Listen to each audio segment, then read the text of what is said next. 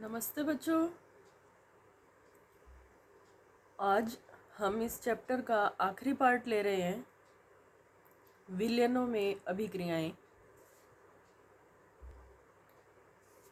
विलयन के बारे में आप पढ़ चुके हैं कि जब कोई एक पदार्थ कम मात्रा में होता है और वह किसी दूसरे पदार्थ की अधिक मात्रा में घुल जाता है, मिक्स हो जाता है, तब हम उसे विलयन कहते हैं। जो पदार्थ कम मात्रा में होता है उसे विलेय और जो अधिक मात्रा में होता है उसे कहा जाता है विलायक। और इन दोनों का मिश्रण, जो समांगी मिश्रण होता है इन दोनों का, उन्हें कहा जाता है विलयन।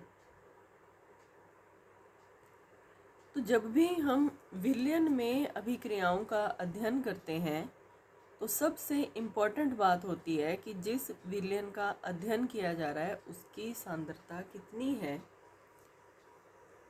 और सांद्रता का मतलब क्या होता है? सांद्रता का मतलब होता है कि विलेय की कितनी मात्रा उसमें उपस्थित है उस विलयन में।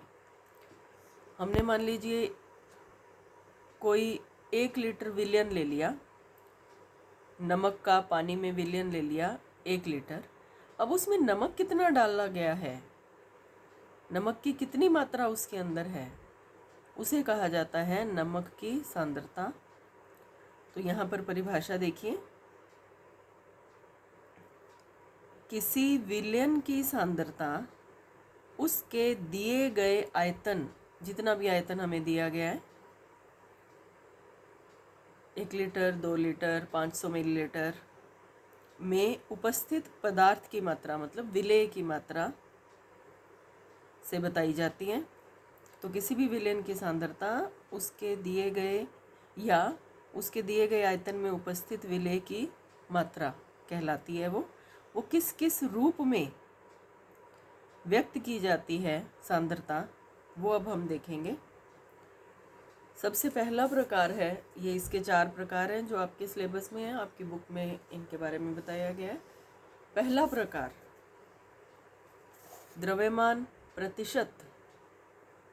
प्रतिशत का मतलब होता है 100 के लिए निकालते हैं हम उसे विलेय का द्रव्यमान। विलेय पदार्थ कितना है? अभी आपको नमक में पानी का एग्जाम्पल दिया, उसमें नमक विलेय है। तो विलेय पदार्थ कितना है उसको भाग दिया जाता है विलयन के द्रव्यमान से। विलयन का द्रव्यमान मतलब विलेय प्लस विलायक दोनों का मिला करके जो द्रव्यमान होता है वो विलयन का द्रव्यमान कहलाता है। तो विलेय का द्रव्यमान बटा विलयन का द्रव्यमान गुणा 100, वो है द्रव्यमान प्रतिशत। अब इसका एक एग्जाम्पल आपकी बुक में है, पिछले पेज पर एग्जाम्पल 1.6, वो हम देख लेते हैं।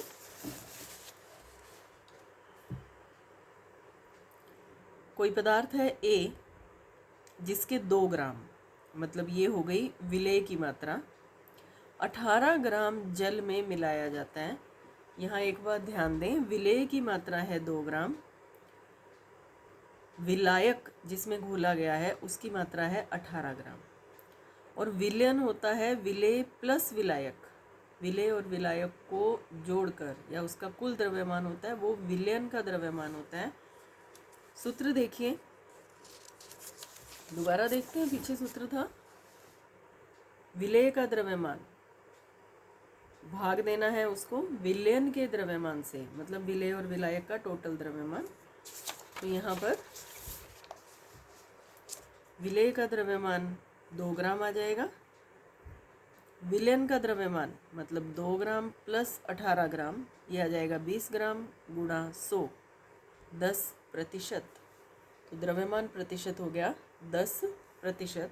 इस प्रकार से हम इसको निकालते हैं। कभी कभी कुछ प्रश्नों में, जैसे अब यहाँ पर आपको दे दिया 18 ग्राम जल मिलाकर विलयन प्राप्त किया गया, कभी कभी आपको सीधा विलयन का दे ही दिया जाएगा। तो ये आपको ध्यान देना है कि खाली विलायक दिया है तो विलायक और विलेय को जोड़ दें।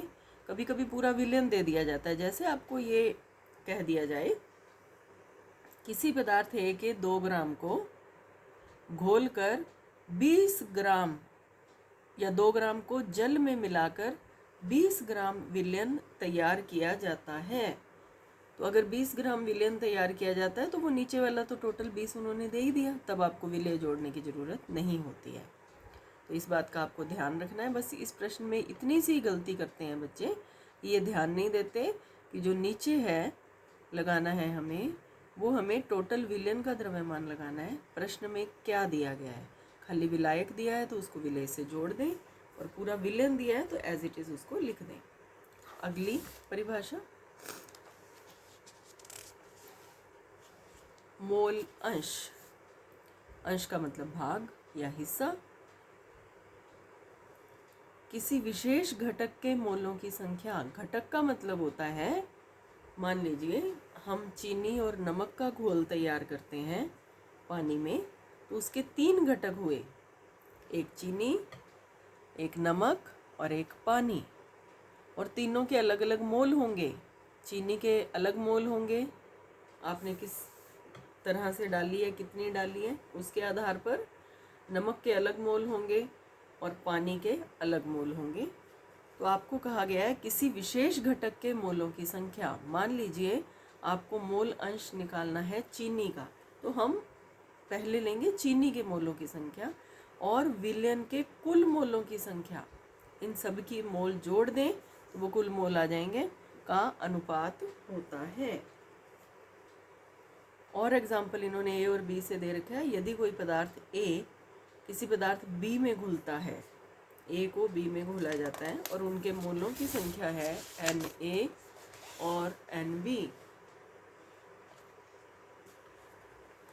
Na ए के मोल हैं, Nb बी के मोल हैं, तो मोल अंश क्या होगा, ए के मोलों की संख्या, क्योंकि हमें ए का मोल अंश निकालना है तो ऊपर हम ए के मोल ही लिखेंगे, मतलब Na बटा विलयन के कुल मोलों की संख्या। तो इसमें विलयन में केवल 2 ही भाग हैं, ए और बी, तो कुल मोलों के लिए हम Na प्लस Nb कर देंगे, तो ऊपर आ जाएगा Na और नीचे Na प्लस Nb।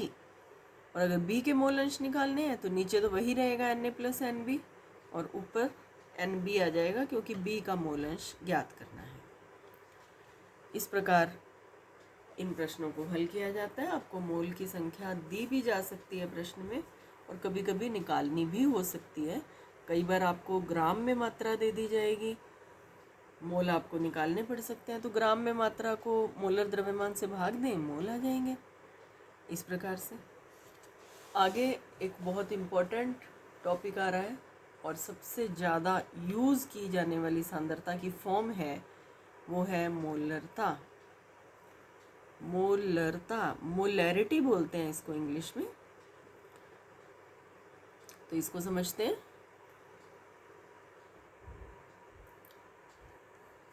मोलरता का मतलब होता है किसी विलेय की 1 लीटर विलयन में उपस्थित मोल की संख्या। मतलब हमें पहले विलेय के मोल पता होने चाहिए कि विलेय के कितने मोल उपस्थित हैं, तो 1 लीटर में जितने भी मोल उपस्थित होंगे वो उसकी मोलरता कहलाएगी। अब 1 लीटर में मोलों की संख्या निकालने के लिए क्या करना चाहिए, परिभाषा के अनुसार सूत्र देखिए। मोलरता को कैपिटल M से शो किया जाता है, इसका सिंबल है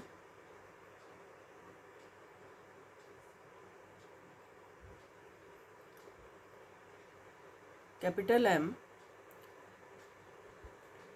इसमें हमें ऊपर लेना होता है विलयन के मोलों की संख्या। यहाँ पर आपको सही कर लेना चाहिए, यहाँ विलयन के मोलों की संख्या नहीं आएगी, ये आएगी विलेय के मोलों की संख्या। मिस प्रिंटिंग है, विलेय। विलेय के मोलों की संख्या, जिस पदार्थ को घोला गया है उसके कितने मोल हैं टोटल, इसको भाग देना है विलयन का आयतन। जितना भी विलयन का आयतन दे रखा है उससे भाग दे देंगे, वो प्रति लीटर मोल की संख्या आ जाती है और उसको कहते हैं मोलरता। दोबारा देखें, मोलरता ज्ञात करने के लिए हमें दो चीज़ों का पता होना चाहिए। नंबर 1 विलेय के मोल की संख्या, और नंबर 2 विलयन का आयतन, कितने आयतन में वो उपस्थित है। मोल की संख्या को आयतन का भाग दे देंगे तो वह मोल प्रति लीटर आ जाएंगे, 1 लीटर में उपस्थित मोल की संख्या। अब यहाँ पर काफ़ी सारे एग्जाम्पल और क्वेश्चन आपके इसमें दे रखे हैं, तो पहले हम एग्जाम्पल कर लेते हैं। जो यहीं बुक में ही दे रखा है वो है एग्जाम्पल 1.7। देखिए, मोल की संख्या सीधी भी दी हो सकती है, नहीं तो आपको निकालने भी पड़ सकते हैं। ग्राम में मात्रा दी होगी, मोलर द्रव्यमान से भाग दे करके हमें मोल की संख्या निकालनी पड़ भी सकती है। देखिए, जैसे कि ये एग्जाम्पल है, NaOH के ऐसे विलयन की मोलरता का परिकलन करें जिसमें 4 ग्राम NaOH, तो ये हो गई NaOH की ग्राम में मात्रा, जल की पर्याप्त मात्रा में मिलाकर प्राप्त किया गया है उसका विलयन, और विलयन का आयतन है 250 मिलीलीटर। अब यहाँ पर हमें दोबारा ध्यान करें, प्रश्न में पूछा गया है मोलरता। मोलरता ज्ञात करने के लिए दो बातें आपको पता होनी चाहिए। पहली विलेय के मोल की संख्या, और दूसरी विलयन का आयतन। अब विलेय है इसमें NaOH, उसके मोल की संख्या निकालने के लिए हमें विलेय की ग्राम में मात्रा को विलेय के मोलर द्रव्यमान से भाग देना होता है। ये रहा विलेय के मोल की संख्या बटा विलयन का लीटर में आयतन। अब इसके मोल की संख्या कैसे निकलेगी? NaOH का द्रव्यमान बटा NaOH का मोलर द्रव्यमान बटा विलयन का आयतन, मतलब 250 मिलीलीटर। एक बात और ध्यान दें, मोलरता निकालने के लिए विलयन का आयतन हमेशा लीटर में होना चाहिए, लेकिन आपके इस प्रश्न में आयतन दिया हुआ है मिलीलीटर में, तो इसको भी लीटर में चेंज करेंगे 1000 का भाग दे करके। तो इसको समझते हैं, मैं इसको आपको कॉपी पे करके दिखाती हूँ। हम कर रहे हैं एग्जाम्पल 1.7।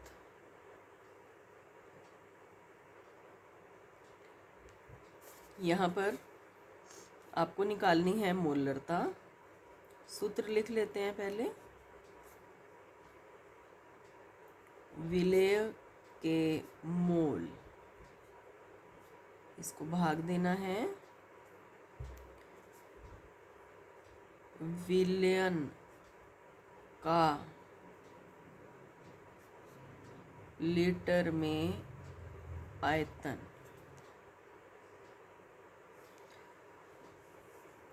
अब विलेय के मोल, विलेय है NaOH, सीधे मोल इसके नहीं दे रखे, ग्राम में मात्रा दे रखी है, तो NaOH की मात्रा बराबर 4 ग्राम। आपको पता है जब ग्राम में मात्रा दी हो और मोल निकालने हो तो हमें मोलर द्रव्यमान की ज़रूरत पड़ेगी। NaOH का मोलर द्रव्यमान बराबर 40 ग्राम, तो NaOH के मोल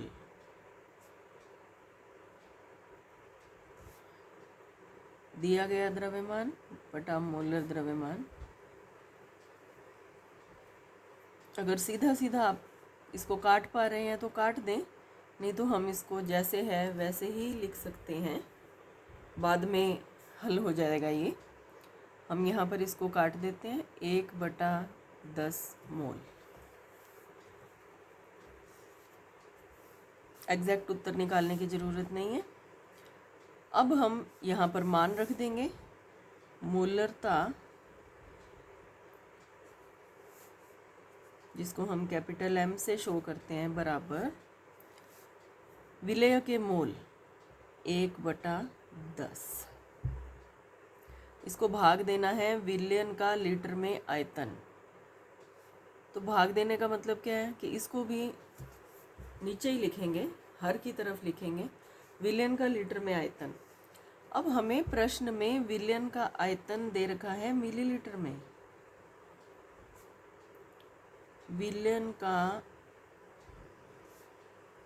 आयतन बराबर 250 मिलीलीटर।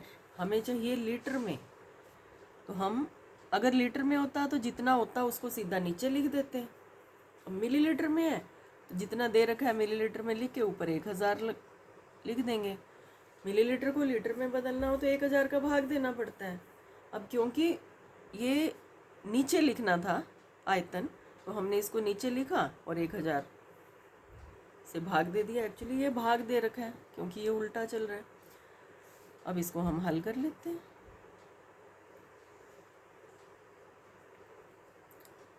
10 में 25 का भाग देंगे तो 0.4 m। ये आ गई मोलरता।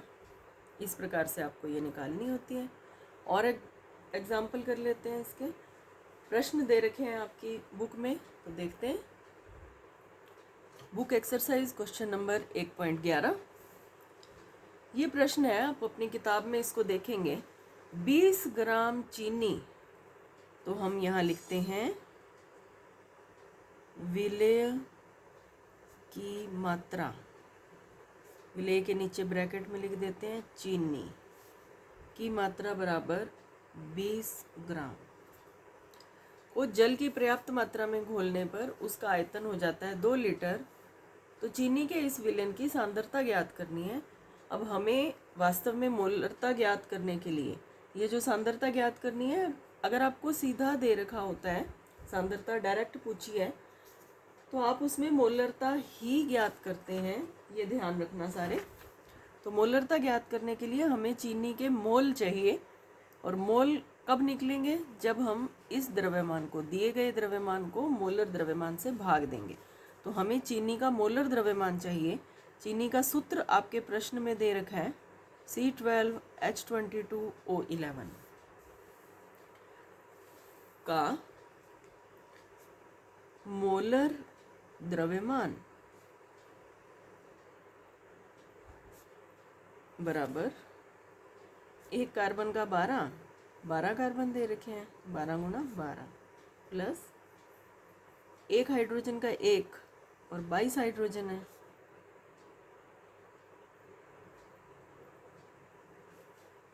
और एक ऑक्सीजन का 16 और ऑक्सीजन है 11। तो देखें इसको, इन सबको जब हम हल करते हैं 144 प्लस 22 प्लस 176 बराबर, इन सबको जोड़ देंगे तो आ जाएगा 342 ग्राम। ये आ गया मोलर द्रव्यमान। तो अब हमें चाहिए चीनी के मोल। दिया गया द्रव्यमान बटा मोलर द्रव्यमान।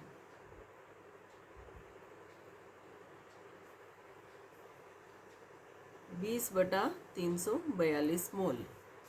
अब मोलरता सूत्र है विलेय के मोल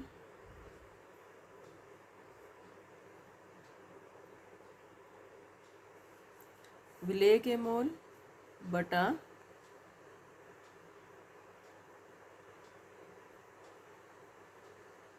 विलयन का लीटर में आयतन।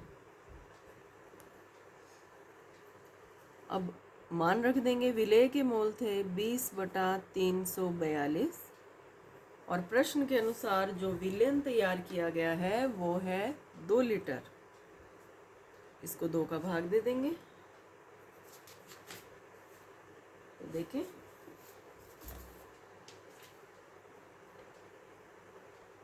दस में 342 का भाग देंगे तो उत्तर आएगा 0.0293। इसके पीछे लगाएंगे m। तो ये है इसकी मोलरता चीनी के विलयन की। अगला प्रश्न, इसके बाद आपका जो प्रश्न है वो है प्रश्न 1.5 अपनी बुक में इसको पढ़िए। सोडियम एसीटेट सूत्र आपको दे रखा है CH3COONA का 500 मिलीलीटर विलयन तैयार किया गया, जिसमें 0.375 मोलर विलयन बनाना है। मतलब उसकी मोलरता इतनी आनी चाहिए, जो आप पिछले प्रश्नों में निकाल रहे थे वो अब आपको पहले दे दिया। मोलरता आनी चाहिए 0.375। तो उसके लिए कितने द्रव्यमान ग्राम में कितना आपको घोलना पड़ेगा वो आपसे पूछा गया है, और मोलर द्रव्यमान आपको सोडियम एसीटेट का बता दिया गया है। फिर से देखें कि क्या दिया गया है और क्या पूछा गया है। आपको कहा गया है कि आपने सोडियम एसीटेट का 500 मिलीलीटर विलयन तैयार करना है, जिसकी सांद्रता होनी चाहिए 0.375 m। तो कितने ग्राम लेंगे और उसको घोलेंगे, तो उसके लिए मोलर द्रव्यमान भी आपको दे दिया है। तो उसको कैसे हल करेंगे देखें। हम कर रहे हैं बुक एक्सरसाइज क्वेश्चन 1.5। हमें दे रखा है सोडियम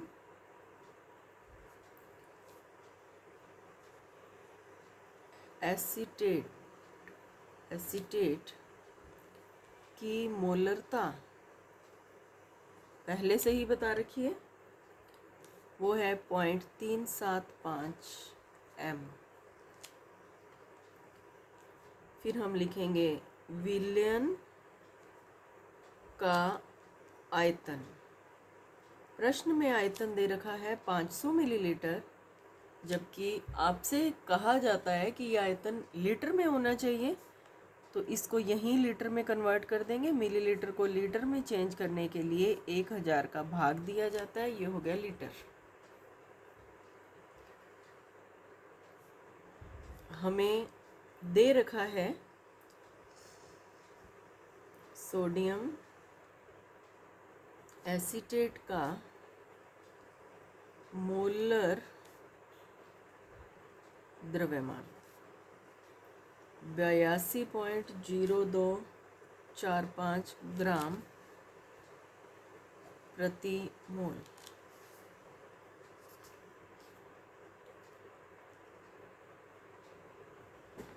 और निकालना है सोडियम एसीटेट की आवश्यक मात्रा x ग्राम, ये ग्राम है। अब हम लिखते हैं सूत्र। मोलरता बराबर विलेय के मोल बटा विलयन का लीटर में आयतन। अब विलेय के मोल कैसे निकलेंगे।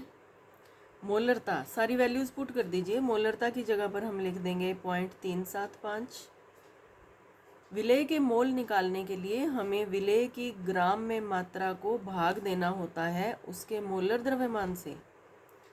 हमने आवश्यक मात्रा जो ग्राम में है x मान लिया था, तो ये ग्राम में मात्रा हो गई। इसको भाग दे दिया मोलर द्रव्यमान से, तो ये आ जाएंगे मोल गुणा लीटर में आयतन। और लीटर में आयतन आपको दे रखा है 500 मिलीलीटर। हमने उसको लीटर में बदल लिया था, क्योंकि ये भाग में है तो इसको हम उल्टा करके लिख देंगे। ये सामान्य गणित की बातें हैं। अब यहाँ से x का मान निकालना है। देखें, जब भी इस तरह के प्रश्न होते हैं जहाँ पर ऐसे x की वैल्यू आपको निकालनी है, तो आप क्या करते हैं, x को एक तरफ रख करके बाकी सभी को दूसरी तरफ ले जाएंगे और गुणा और भाग बदल जाएंगे। x बराबर 0.375 गुणा, ये भाग में था गुणा में चला गया, 82.0245। अब ये 500 भाग में था, ये भी गुणा में हो गया, और 1000 आ गया भाग में।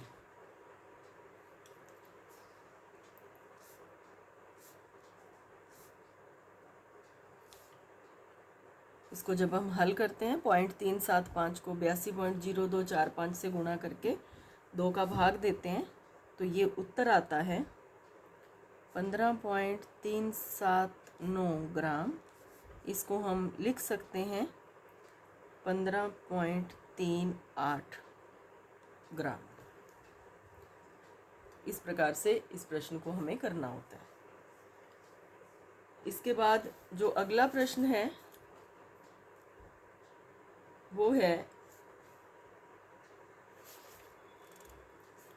क्वेश्चन 25 आपकी बुक में। प्रश्न 1.25 बहुत सिंपल सा प्रश्न है, कोई खास कैलकुलेशन नहीं है उसमें, बस कंसेप्ट है कि उसको कैसे करना है। 1.25 प्रश्न देखिए।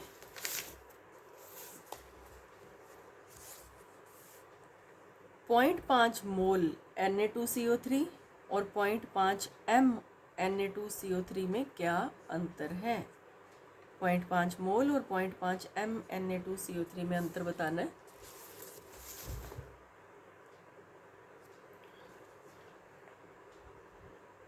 पाँच मोल Na2CO3 इसका मतलब है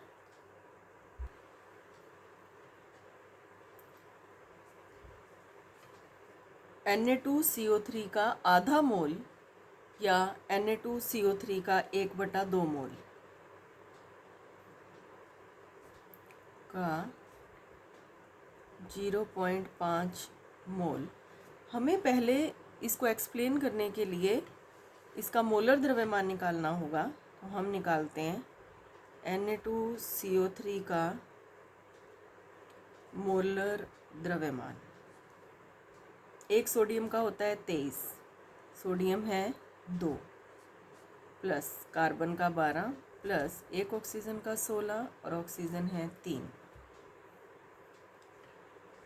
46 प्लस 12 प्लस 48, ये आ जाता है 106 ग्राम मोलर द्रव्यमान आ गया।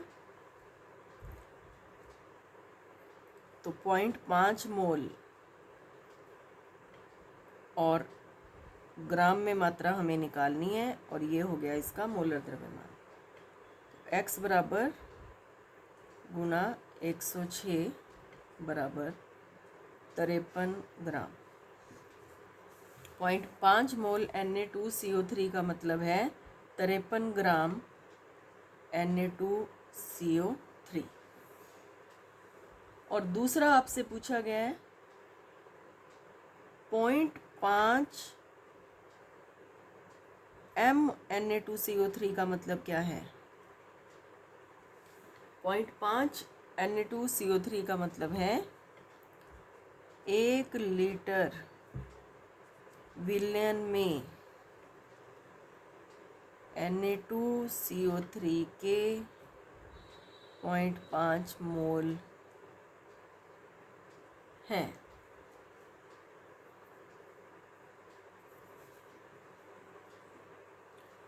तो इस प्रकार से हमने कुछ छोटे छोटे प्रश्न हल किए। परीक्षा में इस ऐसे छोटे प्रश्न ही आया करते हैं, तो जितने भी इस तरह के एग्जाम्पल थे, पीछे के प्रश्न थे, वो हमने कर लिए। तो आप इनकी अच्छे से प्रैक्टिस करें, इनको बार बार करने की कोशिश करें, तो आप इनको आराम से हल कर पाएंगे। इसी के साथ ये चैप्टर कंप्लीट हो गया। आखिरी वीडियो था इस चैप्टर का।